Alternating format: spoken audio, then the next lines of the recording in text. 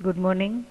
શ્રી કન્યા પ્રાથમિક વિદ્યાલય કાલાવડ ધોરણ 5 વિષય અંગ્રેજી. વિદ્યાર્થી મિત્રો, યુનિટ 4 ની એક્ટિવિટી 1 આપણે આગળના તાસમાં જોઈ. હવે આપણે યુનિટ 4 ની એક્ટિવિટી 2 જોઈએ. હવે વિદ્યાર્થી મિત્રો, આ ખાસ એટલા માટે આપવામાં આવેલી છે, દરેક લોકોએ પોતાની પાકી બુકની અંદર આ પેજ છે વિથ ડ્રો વર્ડ લખવાનું છે. એટલે કે ચિત્ર પણ તમારે દોરવાનું છે અને સાથે સાથે નીચે આપેલા વર્ડ એટલે કે સ્પેલિંગ પણ તમારે લખવાના છે. શા માટે? તો કે કાર્ય કેવું હોય છે એ પણ તમને ખ્યાલ આવે અને એના માટેના સ્પેલિંગો પણ તમને યાદ રહી જાય, જેથી કરીને ધોરણ 10 સુધી આ બધા ક્રિયાપદ વર્ડ કહેવામાં આવે છે તો આ બધા ક્રિયાપદના સ્પેલિંગ તમને યાદ રહી જાય. માટે આપણે જો સ્કૂલ ચાલુ હોય તો આના માટેનો આપણે ચાર્ટ આપણે સ્કૂલને આપીએ છીએ, પરંતુ તમે ઘરે છો એટલા માટે દરેક લોકોએ પોતાની પાકી બુકની અંદર આ ચાર્ટ છે તે રેડી કરવાનો છે. એટલે વિદ્યાર્થી મિત્રો, આ એક પેજને ખાસ કરીને વિડીયો સ્ટોપ કરતા જોતા રહેજો અને વિડીયો સ્ટોપ કરી માત્ર તમારે લાઇનિંગ દ્વારા જ ડ્રો કરવાનું છે. સૌ પ્રથમ તમે રાઉન્ડ ડ્રો કરો, ત્યાર પછી તમે મહેંદીના શેપ આપતા હોય એ રીતે એના વાળ ડ્રો કરી શકો છો. ત્યાર પછી વી શેપમાં આ રીતે તમે શાંતિથી બધા ડ્રો કરતા શીખી શકો છો. એટલા માટે વિદ્યાર્થી મિત્રો, તમને લોકોને આ ચાર્ટ છે એ આપવામાં આવેલો છે.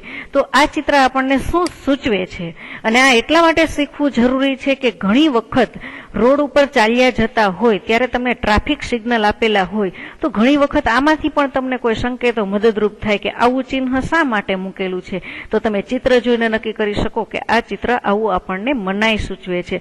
બને ત્યાં સુધી આપણને ટ્રાફિક સિગ્નલ છે એ આદેશ આપતા હોય કે તમે આમ ન કરો, અહીંયા આવું થઈ રહ્યું છે. માટે તો પ્રથમ ચિત્ર છે તમને રનિંગ એટલે કે દોડવા માટેનું આપી રહ્યું છે, દોડી રહ્યા હોય તે. ત્યાર પછી છે આપણને ડાન્સિંગ એટલે કે નૃત્ય કરી રહ્યા હોય એવું ચિત્ર બતાવવામાં આવેલું છે.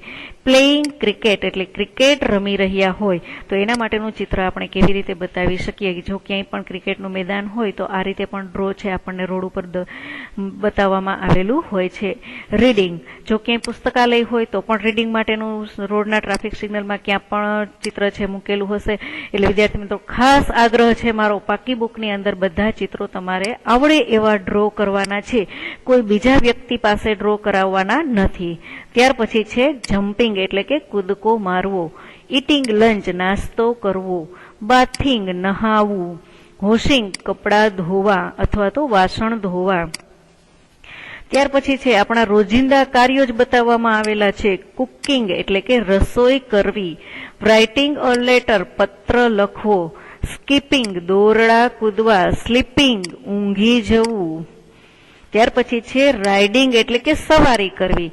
કોઈ પણ વ્હીકલ ઉપર બેસી અને તમે જતા હોય અથવા તો ઘોડા પર બેસીને જતા હોય તો એને રાઇડિંગ કહેવાય છે, સવારી કરવી. ત્યાર પછી છે પિકિંગ એટલે કે ફૂલ ચૂંટવા. આપણે જે ફૂલ લઈ રહ્યા હોય ને ફૂલ છોડ ઉપરથી એને પિકિંગ કર્યું કહેવાય છે. પેકિંગ એટલે કે તમે કોઈ પણ વસ્તુ ક્યાંય બહારગામ જવા માટે લઈ જઈ રહ્યા હો તો એના માટે પેકિંગ કરવું, એ માટે થઈને આપેલો વર્ડ છે. ત્યાર પછી છે નોકિંગ. નોકિંગ એટલે કે કોઈના ઘરે જઈએ તો દરવાજો ખખડાવ્યા વગર આપણે અંદર પ્રવેશ કરવો જોઈએ નહીં, એટલા માટે નોક કરવું એટલે કે નોકિંગ કરવું એવું કહેવામાં આવેલું છે. ડુ નોકિંગ દરવાજો ખખડાવો, એટલા માટે આવા વર્ડ આપવામાં આવેલા છે. તમારા શિક્ષકની મદદથી વોટ ઇઝ હી ડુઈંગ રમત રમો એટલે તમે આ કરી શકો છો. What is he doing? He is picking, તે ફૂલ ચૂંટી રહ્યો છે. What is C doing?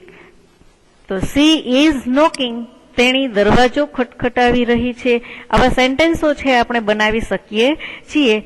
She is riding તો એના માટે તેણી સવારી કરી રહી છે. અહીંયા આપેલો વર્ડ છે ને હી અને સી બંને સૂચવે છે. જો તમે એસ ને દૂર કરી દો તો હી થઈ જશે અને એસ ને સાથે લઈ લેશો તો સી થઈ જશે. એટલે હી અને સી બંનેનો ઉપયોગ કરી આવા સેન્ટેન્સો બનાવવાના છે. જ્યારે ચાર્ટ પૂર્ણ કરી લ્યો ત્યાર પછી 5 સેન્ટેન્સ તમારે લખવાના છે કોઈ પણ કાર્ય માટેના. હવે નવું હોમવર્ક પેજ તમને આપવામાં નહીં આવે, આ વિડીયોમાં સાંભળેલું છે એ જ પ્રમાણે તમારે હોમવર્ક છે પૂર્ણ કરવાનું છે. Thank you.